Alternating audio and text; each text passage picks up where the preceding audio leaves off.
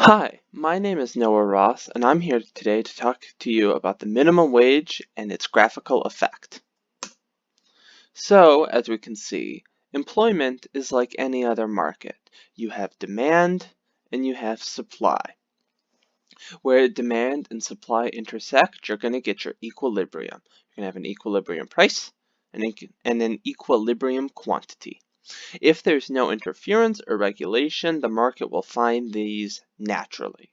Now, sometimes the market will find a price that may not be societally desired.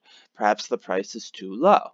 So, if that's the case, society may decide they want the government to force employers to pay employees more and institute a minimum wage. Now, obviously, if the government were to institute a low minimum wage that is below equilibrium, you'd have a minimum wage around here. It would not be binding because the market already pays employees more than the minimum wage, so it would have no effect.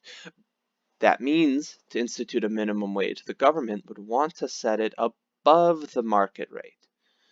It could be here, it could be here, wherever they want it.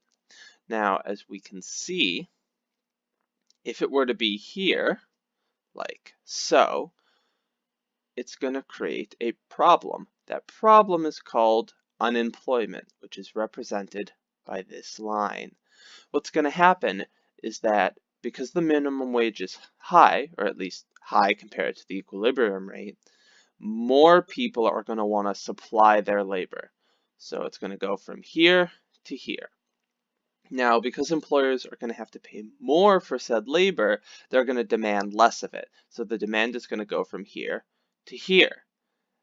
This difference between the demand of labor from employers and the supply of labor from employees is the unemployment.